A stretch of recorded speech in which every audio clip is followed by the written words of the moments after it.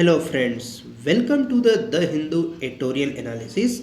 Today at the 30th of the October 2023 we will discuss editorial published in the Hindu newspaper. आज का जो editorial है इसमें देखा जाए तो जो काफ़ी इम्पोर्टेंट एडिटोरियल है, क्योंकि महाराष्ट्र में हम देख रहे हैं वहाँ की राजनीति में फिर से हलचल शुरू हो गई है।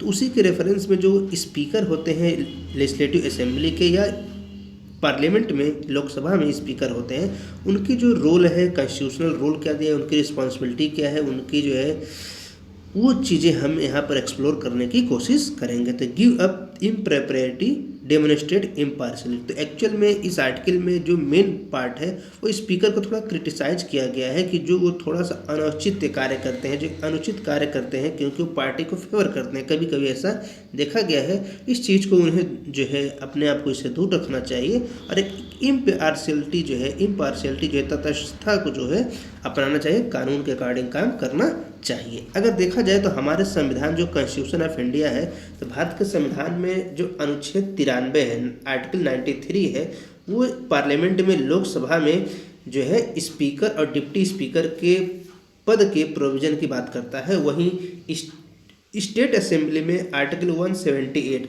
अनुच्छेद 178 जो है वो बात करता है कि जो स्पीकर और डिप्टी स्पीकर होंगे। अगर देखें तो ये जो लोकसभा है इसके प्रिसाइडिंग ऑफिसर है, ये पूरा जो है कामकाज लोकसभा का इन्हीं के अंडर में दिशा निर्देशन में होता है, सेंटर में होता है। और लेजिस्लेटिव असेंबली जैसा कि हमने कहा स्टेट में भी होते हैं, तो उन दोनों पर जो है वहाँ पर एक काफ़ी ज़्यादा एक इम्पॉर्टेंट पोस्ट होता है स्पीकर का, जिसको एक कंसिडरेशन रखा गया है कॉन्स्टिट्यूशन में, एक इम्पार्शियल मैनर में काम करेंगे। उनकी फंक्शनिंग जो होगी वो काफ़ी ज़्यादा इम्पार्शियल होगी, ट्रांसपेरेंसी को मेंटेन करेंगे, भारत के कॉन्स्टिट्यूशन के जो है अपहेल्ड करेंगे। अगर देखा जाए तो कुछ समय से भारत में ये इंस्टीट्यूशन पर थोड़ा सा जो डिजायर्ड नेचर होना चाहिए था वैसा है नहीं। अगर देखें तो जो स्पीकर का पोस्ट एक्चुअल में जनरेट कब हुआ, तो हम मानते हैं जो प्रेजेंट टाइम में, वैसे तो हम जानते हैं कि जब गौतम बुद्ध थे, उनके पिता जो है वहाँ पर भी डेमोक्रेटिक व्यवस्था थी। भारत में जो हम पढ़ते हैं हिस्ट्री में 16 महाजनपद थे, तो 16 में से 5-6 में तो डेमोक्रेसी की व्यवस्था तभी थी। तो फिर लेकिन इसको अगर देखा जाए प्रेजेंट टाइम की बात की जाए तो माना जाता है कि ब्रिटेन से पार्लियामेंट्री सिस्टम ऑफ गवर्नमेंट की उद्भव होता है, उसका जो है ओरिजिन वहाँ से होता है। तो वहीं से इसको माना गया है कि स्पीकर का जो रोल है वहीं से इमर्ज होता है। ये मिडिवल ब्रिटेन में शुरू हुआ।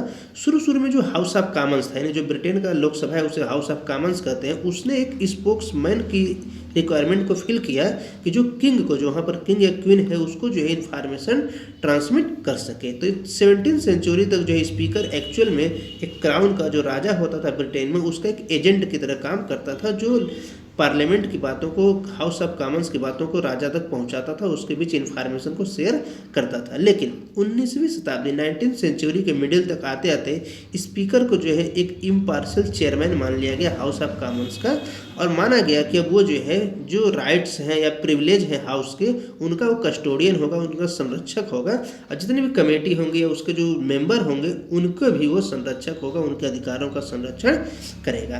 तो स्पीकर कंडक्ट एंड गैप्स, लेकिन देखा जाए स्पीकर का जो कंडक्ट होना चाहिए उसमें कुछ गैप्स देखने को मिले हैं। स्पेशली इंडियन कॉन्स्टिट्यूशन की हम बात कर रहे हैं। इंडियन कॉन्स्टिट्यूशन में थोड़ा सा एक हम कह सकते हैं बनाते वक्त इन लोगों ने, जो बनाए कॉन्स्टिट्यूशन निर्माता थे, उन लोगों ने गलती किया कि ब्रिटेन की बहुत सारी चीज़ों को अपनाया, लेकिन इस प्रोविज़न को, लोकसभा स्पीकर का जो प्रोविज़न होना चाहिए वो चीज़ एक्चुअल में उन्होंने अपनाया नहीं। इस वजह से कुछ प्रोविज़न हमें देखने को मिलता है कि गैप क्रिएट कर रहे हैं।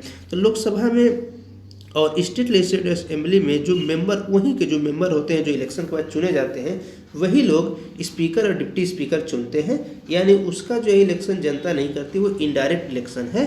और यहाँ पर एक ट्रेडिशन रखा गया है कि जो बिजनेस, कंडक्ट ऑफ बिजनेस होगा, ये पूरा जो है इसका ट्रेडिशनल रोल होगा।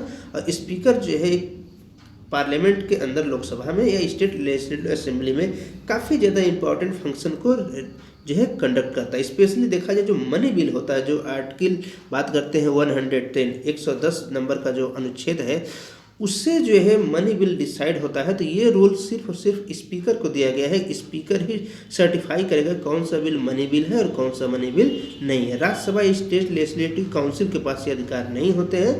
और जो दूसरा रोल है, जो हम जानते हैं एंटी डिफेक्शन लॉ है, जो शेड्यूल 10 में है, उसको भारतीय संविधान में कॉन्स्टिट्यूशनल प्रोविज़न लाए गए और 52nd कॉन्स्टिट्यूशनल अमेंडमेंट किए गए, उसमें जो है ये लाए गए थे 1985 में। तब जा कर के यहाँ पर एक और पावर मिल गया जो स्पीकर को कि डिसक्वालिफिकेशन, अगर कोई 10th शेड्यूल के अंदर कोई डिसक्वालिफिकेशन का मैटर होता है, एंटी डिफेक्शन का मैटर होता है, तो वो स्पीकर के पास ही जाएगा, किसी अन्य जो है अथॉरिटी के पास नहीं जाएगा। तो हम देख रहे हैं कि लोकसभा और लेजिस्लेटिव असेंबली के जो है यहाँ पर बहुत सारे और भी पावर दिए गए, जैसे अगर कोई मेंबर जो है मिसकंडक्ट करे तो उससे हाउस से सस्पेंड भी कर दिया जाता है, जैसा कि हम आए दिन टीवी में देखते रहते हैं। लेकिन यहाँ पर ये नोटिस किया गया है कुछ स्पीकर जो होते हैं कभी कभी हाउस के जो पावर उनको मिले हैं, कुछ प्रोविज़न है उसका जो है मिसयूज भी कर लेते हैं, जो उनकी पॉलिटिकल पार्टी के लोग नहीं हैं। तो हम आए दिन देखते हैं कि स्पीकर के ऊपर ये आरोप लगता है कि अपोजिशन पार्टी के जो मेंबर हैं उनको डिस्क्वालीफाई किया जाता है, जबकि अपने पार्टी के मेंबर के साथ नरम रुख अपनाया जाता है। तो इस तरीके से देखा जाए तो अभी रिसेंट में इसमें आर्टिकल में कहा गया है कि जो लोकसभा में कांग्रेस के लीडर अधीर चौधरी का जो है थोड़ा स्विफ्टली सस्पेंड किया गया था, और वहीं जो है बीजेपी के रमेश बिधूरी को सस्पेंड नहीं किया गया, बाद में जो कि अधीर रंजन को जो है वापस ले लिया गया था। इसी तरीके से महाराष्ट्र असेंबली में देखा गया कि जो 12 बीजेपी एमएलए थे उनको जो है जुलाई 2021 में सस्पेंड कर दिया गया था, जिसको सुप्रीम कोर्ट ने बाद में जो है बहाल कर दिया। अगर देखा जाए तो इस तरीके की चीज़ें जो है हर राज्यों में देखने को मिलती हैं। आजकल एक राज्य नहीं, लगभग हर राज्य में स्थिति ऐसी दिख रही है जहाँ पर मेजॉरिटी पार्टी से कोई पार्टी जो है चुनाव नहीं जीत रही है या कोलिशन गवर्नमेंट है, तो वहाँ पर ऐसी सिचुएशन देखने को मिल रही है। तब यहाँ पर एक चीज़ सामने आ रही है कि जो स्पीकर है उसको एक अथॉरिटी है, उसको एक कॉन्स्टिट्यूशनल प्रोविज़न दिया, एक कॉन्स्टिट्यूशनल पोस्ट है, तो अगर इतना ज़्यादा पोस्ट मिला है तो उसका प्रयोग क्यों सही से नहीं कर रहा है? तो इसके पीछे का कारण है जो कॉन्स्टिट्यूशनल प्रोविज़न दिए गए हैं उसमें जो ब्रिटेन का स्टेटस है वैसा नहीं है। ब्रिटेन में क्या होता है कि वहाँ पर जो स्पीकर होता है, स्पीकर बनते ही वो हाउस ऑफ कॉमन्स यानी लोकसभा जो वहाँ का है हाउस ऑफ कॉमन्स से इस्तीफा दे देता है, तो सिर्फ पार्टी से केवल पार्टी से इस्तीफा देता है, मेंबरशिप से इस्तीफा नहीं देता है। लेकिन जब वो इससे क्या होता है उसमें एक इम्पार्शियलिटी की भावना आ जाती है, किसी पार्टी का मेंबर नहीं। ये प्रोविजन भारत के 10th शेड्यूल में भी रखे गए हैं कि कोई स्पीकर चाहे तो रिजाइन कर दे तो उसको एंटी डिफेक्शन नहीं लगेगा। हाँ, जैसे स्पीकर पद से हटेगा वो फिर से अपने पार्टी को ज्वाइन कर सकता है। लेकिन ये प्रोविजन भारत में जो ब्रिटेन वाली है नहीं, और भारत में अभी तक कोई भी स्पीकर रिजाइन नहीं किया है। अब यहाँ पर समस्या ये आ जाती है जब कोई बिल पेश होता है पार्लियामेंट में तो उसको पार्लियामेंट्री स्टैंडिंग कमेटी में भेजने का पावर जो है अधिकार है वो स्पीकर के पास है। तो बहुत सारे ऐसे हम देखते हैं कि जो उसकी डिटेल स्क्रूटनी करने की आवश्यकता होती है, जो पार्लियामेंट्री स्टैंडिंग कमेटी के पास जाना चाहिए उसे भेजा ही नहीं जाता है और उसको वोटिंग करा के पास करा दिया जाता है हड़बड़ी में। इस तरीके से देखा जाए तो जो 2004 से 14 का जो पीरियड था 10 साल का, उसमें 60% बिल ऐसे थे जो कमेटी पार्लियामेंट्री स्टैंडिंग कमेटी को भेजे गए। लेकिन इधर देखा गया है 2014 के बाद कि केवल 25% बिल ही ऐसे हैं जो पार्लियामेंट्री स्टैंडिंग कमेटी को भेजे गए 2014 से 2023 के बीच में। इस तरीके से ये चीज़ रिप्रेजेंट हो रही है कि 60% और 25% का जो गैप है काफ़ी बड़ा है। इससे ये पता चलता है कि स्पीकर जो है थोड़ा पार्टीशनशिप जो है की प्रॉब्लम है और जो है ट्रांसपेरेंसी को माना जा सकता है कि नहीं है, और रोबस्ट पार्लियामेंट्री फंक्शनिंग को जो है अफेक्ट कर रहा है, प्रभावित कर रहा है। अब इसके बाद देखा जाए तो जो डिस्क्वालिफिकेशन पिटीशन आते हैं उनको अगर डिसाइड करने के पावर इन्हीं के पास है, लेकिन ये लोग क्या करते हैं, स्पीकर डिसाइड ही नहीं करते हैं, वो इंतज़ार करते हैं कि 5 साल बीत जाए और उनके पार्टी का मेंबर बचा रहे और फाइनली अगला इलेक्शन हो जाए, जो कि हमारे डेमोक्रेसी के लिए काफ़ी खतरा है। हमारा मानना है कि इसके पावर जो स्पीकर के पास लिमिटेड होना चाहिए। अगर किसी तरह का कोई पिटीशन आता है एंटी डिफेक्शन लॉ से, तो स्पीकर के पास सिर्फ 30 दिन का मौका होना चाहिए, 30 दिन में डिसाइड करे, अदरवाइज उसके पास वो मामला ऑटोमेटिक वापस चला जाएगा इलेक्शन कमीशन ऑफ इंडिया के पास। इलेक्शन कमीशन ऑफ इंडिया को भी मात्र 30 दिन का मौका देना चाहिए। अगर इलेक्शन कमीशन ऑफ इंडिया 30 दिन में डिसाइड करे, अदरवाइज वो मामला चला जाएगा सुप्रीम कोर्ट में, और सुप्रीम कोर्ट के पास भी सिर्फ 30 दिन का मौका होना चाहिए। तो सुप्रीम कोर्ट 30 दिन में एंटी डिफेक्शन पर जो है पिटीशन पर जो है मामले को देखे। अगर सुप्रीम कोर्ट भी डिसीजन नहीं देता है तो मामला चला जाना चाहिए राष्ट्रपति महोदय के पास, और राष्ट्रपति महोदय तुरंत जो है उस मेंबर की मेंबरशिप को ही खारिज कर दें, नल एंड वाइट कर दें और तुरंत जो है इलेक्शन कमीशन को आदेश दें कि फिर से नया इलेक्शन कराया जाए। इस तरीके से देखते हैं कि अगर जो है इस तरीके की प्रक्रिया होगी तो मात्र 1.5 से 2 महीने में नया इलेक्शन हो जाएगा, और जबकि 2 मीटिंग जो होती है हमारे पार्लियामेंट्री सिस्टम और गवर्नमेंट वो 6 महीने का गैप में से ज़्यादा गैप नहीं होना चाहिए। तो एक इस तरीके से सिचुएशन हमको देखने को मिलेगी कि जो नया सेशन शुरू होगा उससे पहले नया मेंबर आ जाएगा, और इस तरीके से कोई एंटी डिफेक्शन वाला जो क्लाज का मिसयूज हो रहा है वो मिसयूज ही नहीं हो पाएगा अगर लिमिट है। जैसे भी पार्लियामेंट्री सिस्टम ऑफ गवर्नमेंट की डिफिनीशन का फर्स्ट लाइन ही है कि पार्लियामेंट्री सिस्टम ऑफ गवर्नमेंट क्या है, ये लिमिटेड गवर्नमेंट है। तो लिमिटेड गवर्नमेंट का जो है प्रोविज़न इस क्लाज में अगर लगा दिया जाए तो काफ़ी ज़्यादा इफेक्टिव तरीके से ये चलेगा। आगे देखा जाए तो फ्रेंच राइटर हैं जीन बाप्टिस्ट अल्फांसो कार, उन्होंने कहा है the more thing change the more they stay the same is hard to miss. तो एक्चुअल में देखा जाए तो है कि जो आजकल जो चेंजिंग हो रही है भारतीय पार्लियामेंट में, भारतीय पॉलिटिक्स में, जो बहुत सारे कानून ऐसे बनाए जाते हैं कि इन लोगों के पॉलिटिशियन के ऊपर असर ही नहीं पड़ते हैं। ये लोग तो इनकम टैक्स भी नहीं भरते हैं, पानी का बिल नहीं भरते हैं, बिजली का बिल नहीं भरते हैं। आजकल जो है सिम कार्ड का 1 महीने का रिचार्ज मिल रहा है 250 रुपये, 239 रुपये में या 300 रुपये में, लेकिन ये लोग जो है 15,000 रुपये महीने का बिल आज भी टेलीफोन का ले रहे हैं।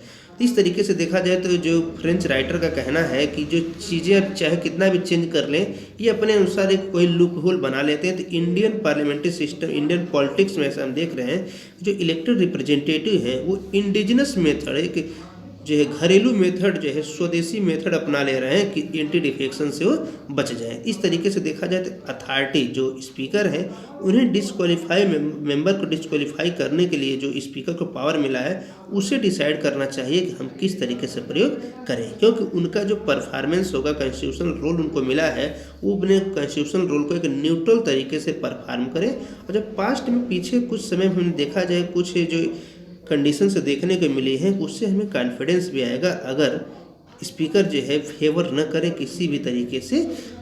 आगे देखा जाए तो जो कियोतो होलोहन 1992 में केस आया था जिसका माइनॉरिटी जज, जैसे हम जानते हैं जजमेंट जो आता है वो मेजॉरिटी से होता है, लेकिन उसमें माइनॉरिटी व्यू को भी रखा जाता है सामने। तो माइनॉरिटी व्यू ये था कि vesting the power to decide on defection with the speaker violate the basic democratic principle. तो उसमें कहा कि जो हम ये एंटी डिफेक्शन की पावर, डिसाइड करने की पावर जो स्पीकर को दिया गया है, एक्चुअल में बेसिक डेमोक्रेटिक जो प्रिंसिपल है उसी को ही वायलेट करता है। ये माइनॉरिटी जो है व्यू था जिसको माना नहीं गया।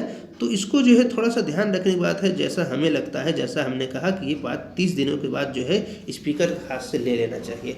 सुप्रीम कोर्ट ने जो है Keisham Meghachandra versus honourable speaker Manipur 2020 के केस में क्या कहा, parliament amend the constitution to vest this power in an independent tribunal to be headed by जजेस। तो सुप्रीम कोर्ट ने कहा कि जो स्पीकर के पास से हटा करके ये पावर किसी ट्राइब्यूनल को सौंप देना चाहिए जिसमें कोई जज जो है उसको हेड करे, और इस तरीके से जो है इसमें हम जो पार्लियामेंट्री सिस्टम है इसमें ट्रांसपेरेंसी को बढ़ा सकते हैं। और प्रेजेंट टाइम में देखा जाए तो स्पीकर जो महाराष्ट्र के स्पीकर हैं उन्होंने काफ़ी टाइम से डिस्क्वालिफिकेशन पर काम नहीं किया है, और इससे जो है काफ़ी ज़्यादा मामले सुप्रीम कोर्ट में चल रहे हैं, वहाँ पर जो है टर्बुलेंस देखने को मिल रहा है। और इससे क्या होता है, एक्चुअल में जनता का पैसे बर्बाद होते हैं और वहाँ पर जो है स्पीकर जो है अपने मनमानी करते रहते हैं। तो इस तरह से देखा जाए तो पार्लियामेंट में इसको चेंज करने की ज़रूरत है सच में। और यहाँ पर देखने वाली बात ये भी है कि जो certification of certain money bill होती है वो लोकसभा में उसकी संख्या बढ़ गई, लेकिन ये जो है मामला कंसेंसस का है, इस पर जो है विवाद नहीं करना चाहिए, विचार करना चाहिए। वन से स्पीकर ऑलवेज स्पीकर, इसको यूपीएससी ने सेम यही वर्ड वन से स्पीकर ऑलवेज स्पीकर जो है क्वेश्चन पूछ लिया है यूपीएससी ने मेंस के एग्जामिनेशन में। तो इस राइटर जो है खुद यूपीएससी सिविल सर्विस की प्रिपरेशन करवाते हैं, तो उन्होंने उसे वहीं से ले लिया है आर्टिकल का ये पार्ट कि the adage what sauce for the goose is sauce for the gander reflect the role that speaker is expected to play. तो स्पीकर का जो हालत वही है।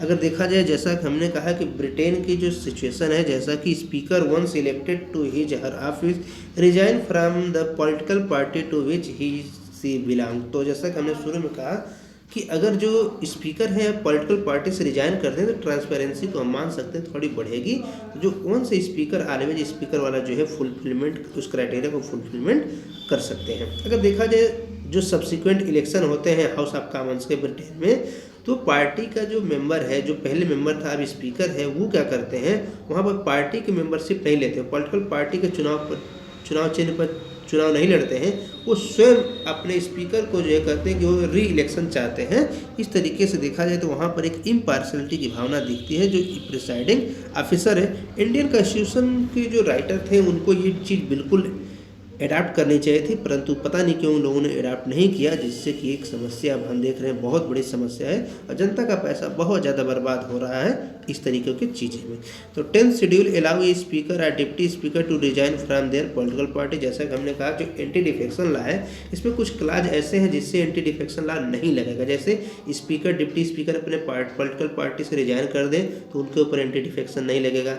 कोई भी एक बहुत गलत क्लाज और जोड़ा गया है इसमें कि अगर कोई जो है नॉमिनेटेड मेंबर है 6 महीने के अंदर किसी पॉलिटिकल पार्टी को ज्वाइन कर ले तो उसके ऊपर भी एंटी डिफेक्शन नहीं लगेगा। लेकिन वहीं कोई निर्दल विधायक है, निर्दल विधायक अगर किसी पॉलिटिकल पार्टी को ज्वाइन करता है तो एंटी डिफेक्शन का शिकार हो जाएगा। वहीं कोई जो है पार्टी के ऐसे ऐसे क्लाज बना दिए गए जो कि एंटी डिफेक्शन लॉ स्वयं में सही नहीं है, वो खुद ही विवादास्पद है, उसके जो अथॉरिटी होंगे, एजेंट होंगे, ऑटोमेटिक वो विवादास्पद हो जाएंगे। इसलिए हम जानते हैं कि हमारे कॉन्स्टिट्यूशनल प्रोविजन कुछ ऐसे हैं जो जनता के पैसे की बर्बादी के कारण हैं, जैसे कि एंटी डिफेक्शन लॉ शेड्यूल 10। तो अगर हमें जो है प्रेजेंट टाइम में देखा जाए तो हमें जो है ब्रिटेन की उस जो पॉलिसी है उसे अडॉप्ट करना चाहिए और हमें स्पीकर की जो है उनके अंदर एक जनता का कॉन्फिडेंस आना चाहिए कि हाँ हमारे जो है जो कॉन्स्टिट्यूशनल पोस्ट पर बैठे हैं वो सही से काम कर रहे हैं। यही ज़्यादा इम्पॉर्टेंट है कि जो स्पीकर हैं वो अनौचित्य कार्य को छोड़ें और एक उनका फंक्शन जो है पूरी तरीके से इम्पार्शलिटी और डेमोक्रेटिक वे में होना चाहिए। नेक्स्ट आर्टिकल है time and change. Time and change में देखा जाए तो the panel should be given more time to study new criminal law. तो हम जानते हैं कि भारत सरकार ने जो भारतीय न्याय संहिता, भारतीय नागरिक सुरक्षा संहिता और जो है भारतीय साक्ष्य बिल, 3 बिल लाए हैं और वो जो है जो हमारे इंडियन पिनल कोड थे, कोड ऑफ क्रिमिनल प्रोसीजर और इंडियन एविडेंस एक्ट है, इन्हें रिप्लेस किया जा रहा है। तो उस पर जो है अब स्क्रूटनी की जा रही है पार्लियामेंट्री स्टैंडिंग कमेटी के द्वारा। तो जो होम अफेयर ने उसने थोड़ा जो एडॉप्शन का डेट था उसको पोस्टपोन किया गया है और अपोजिशन पार्टी ने डिमांड किया था कि उनको स्क्रूटनी के लिए, स्टडी के लिए थोड़ा और टाइम मिलना चाहिए, जिससे कि जो भारतीय न्याय संहिता, भारतीय नागरिक सुरक्षा संहिता और इन भारतीय साक्ष्य बिल हैं उनको थोड़ा सा और स्क्रूटनी की जाए। जिसमें देखा गया जो भारतीय न्याय संहिता है और जो है नागरिक सुरक्षा संहिता, भारतीय नागरिक सुरक्षा संहिता है, उसमें लोगों ने थोड़ा आपत्ति जताया है, जबकि भारतीय साक्ष्य बिल पर कोई आपत्ति नहीं किया गया है। तो यहाँ पर देखा जाए जो सबसे बड़ा क्वेश्चन है कि जो स्क्रूटनी है उसके लिए टाइम की कमी देखी जा रही है, लेकिन टाइम पर्याप्त मिलना चाहिए क्योंकि ये जो एक लॉ बनते हैं, जैसे 1860 में, 1898 में, 1973 से कानून चल रहे हैं और अब जा कर के बदले जा रहे हैं, तो कम से कम 160-65 साल बाद ये बदले जा रहे हैं। तो इस तरीके से बहुत बड़े इफेक्ट डालते हैं, इसलिए स्क्रूटनी इनकी काफ़ी ज़्यादा आवश्यक है। जैसा कि अभी हमने डिस्कस किया 10th शेड्यूल के बारे में, जहाँ पर मिसयूज खूब हो रहे हैं, तो ऐसा ना हो कि फ्यूचर में मिसयूज होना शुरू हो जाए और बार बार अमेंडमेंट की बात की जाए, मामले कोर्ट में जाए और जो है पूरा जनता का पैसा बर्बाद हो, कॉन्स्टिट्यूशनल बेस पर कोई काम देश में न हो। इसलिए हमें इसकी जो है कि मीनिंगफुल स्टडी करने की ज़रूरत है, जिसमें कॉन्स्टिट्यूशन के जो स्टेक होल्डर हैं पूरे कंट्री में उनको भी इन्वॉल्व किया जाना चाहिए। जैसे गवर्नमेंट तो ड्राफ्ट लाती है, वो सजेशन मांगती है, लेकिन सजेशन लोग देखते नहीं है, देते नहीं हैं, बहुत कम लोग देते हैं। सबसे बड़ा कारण है कंपल्सरी नहीं होता है। अगर इसको कंपल्सरी कर दिया जाए तो बहुत सारे लोग सजेशन देंगे, स्पेशली जितने लोग जो वकील हैं, कोई भी वकील जो 10 साल से ज़्यादा प्रैक्टिस कर चुका है उसके लिए कंपल्सरी हो जाए, कोई भी जजेज जो 10 साल से ज़्यादा प्रैक्टिस कर चुके हैं, जज रह चुके हैं, उनके लिए कंपल्सरी कर दिया जाए, सभी यूनिवर्सिटी के प्रोफेसर, असिस्टेंट प्रोफेसर को कंपल्सरी कर दिया जाए, या साइंटिस्टों के लिए कंपल्सरी, डॉक्टर के लिए, इंजीनियर के लिए, जिन किसी भी जो बड़े ऑर्गेनाइजेशन में है या गवर्नमेंट के पोस्ट पर है, जिनकी जो है 10 साल से ज़्यादा अगर काम कर रहे हैं, या कोई भी व्यक्ति या स्टूडेंट से भी अगर लिया जाए तो इससे बहुत बड़ा स्कोप मिल सकता है। लेकिन एक्चुअल में किया नहीं जाता, कंपलसरी नहीं है तो लोग देते नहीं। लेकिन यहाँ पर आर्टिकल में कहा गया कि इसको जो है जो लायर वगैरह है इनके ऊपर जो है देना चाहिए, लेकिन लायर के लिए फ्री है। इस आर्टिकल में लिखने वाले ने पता नहीं कैसे लिख दिया कि एक्चुअल में गवर्नमेंट जो वहाँ पर ड्राफ्ट लेके आती है तो वहाँ पर तो ओपिनियन मांगे जाते हैं। जैसा कि हमने कहा कोई कंपलसरी नहीं है, कोई देता नहीं, वरना लायर तो फ्री हैं, वो अपने जो है व्यू रख सकते हैं। और इसमें भी कहा गया जो जुडिशरी है, सबऑर्डिनेट जुडिशरी है, उनको भी जो है इन्वॉल्व किया जाना चाहिए। लेकिन जैसा हमने कहा इन्वॉल्व करने की प्रक्रिया जो है, ये राइटर का मानना है कि वो एक गवर्नमेंट की तरफ से होना चाहिए, एक फार्मल वे में होना चाहिए। जो गवर्नमेंट देती है वो पूरे जनता के लिए इनफॉर्मल वे होता है, शायद इसीलिए उसको लोग ध्यान नहीं देते हैं। तो गवर्नमेंट को ये बात ध्यान देना चाहिए कि जो पार्लियामेंट में बिल इंट्रोड्यूस हो रहे हैं उस पर ध्यान दे। सरकार का मानना है, इस राइटर का मानना है कि एक्चुअल में गवर्नमेंट जो है जल्दीबाजी में है और चाहती है कि विंटर सेशन में ही पास करवा लें, क्योंकि इसके बाद से फिर इलेक्शन आ जाएगा और इलेक्शन में अगर गवर्नमेंट हार गई तो उसके मन के इच्छा के अनुसार जो है शायद बिल प्रस्तुत न हो पाए, इस बात का डर है। लेकिन ये गवर्नमेंट को भी सोचना चाहिए कि 2014 से 2023 आ गया, गवर्नमेंट ने अभी तक कोई चेंज नहीं किया, तो ये क्या है, पॉलिटिकली पॉपुलिज्म का भी मामला हो सकता है। क्योंकि जो है अब लास्ट इलेक्शन के जस्ट पहले विंटर सेशन में पास करवाना एक हर्डल का मामला है और ये जल्दीबाजी करने का कोई फ़ायदा नहीं दिखता है। तो इसलिए हमें जो है एक बहुत ज़्यादा रिक्वायरमेंट है कि इसकी डीप स्क्रूटनी की जाए, इसमें देखा जाए कि मिसयूज का स्कोप न हो, और हो तो बहुत कम हो। जैसा कि हमने कहा एंटी डिफेक्शन लॉ में इस स्कोप ही स्कोप है, वहाँ पर हर स्टेज पर स्कोप है कि उसका मिसयूज किया जाए, और इसी वजह से वहाँ पर लगातार इस मिसयूज हो रहे हैं। तो इसलिए यहाँ पर हमें देखें, ये हमारे लिए डिजायरेबिलिटी है कि जो नए नए ऑफेंस यूज किए गए, जैसे हेट स्पीच, मॉब लिंचिंग, इस तरीके की चीज़ें यूज की गई हैं, उसको भी थोड़ा सा स्पेसिफाई कर दिया जाए, और जिससे कि हमारे देश का जो क्रिमिनल जस्टिस सिस्टम है वो काफ़ी ज़्यादा रिफॉर्म हो और काफ़ी ज़्यादा रोबस्ट हो जाए, काफ़ी ज़्यादा स्ट्रांग सिस्टम बनकर उभरे, जिससे कि विश्व के अन्य कंट्री के लोग जब कानून बनाएं, अपने संविधान में चेंज करें, तो भारतीय संविधान का अनुकरण जरूर करें। हमें अपना ऐसा संविधान बना के रखना चाहिए। तो ये था आज का आर्टिकल। इसमें दो जो अलग आर्टिकल हैं वो थोड़ा पॉलिटिकली मोटिवेटेड हैं, इसलिए हमारे एग्जाम के लिए इम्पॉर्टेंट नहीं है। अगर आप चैनल पर नए हैं तो चैनल को सब्सक्राइब जरूर करें, जिससे हमें और मोटिवेशन मिले और हम प्रोग्रेस करें। इसके अलावा जो है आप वीडियो को लाइक करें, शेयर करें ज़्यादा से ज़्यादा लोगों के पास। So thanks for the watching the video. जय हिंद, जय भारत।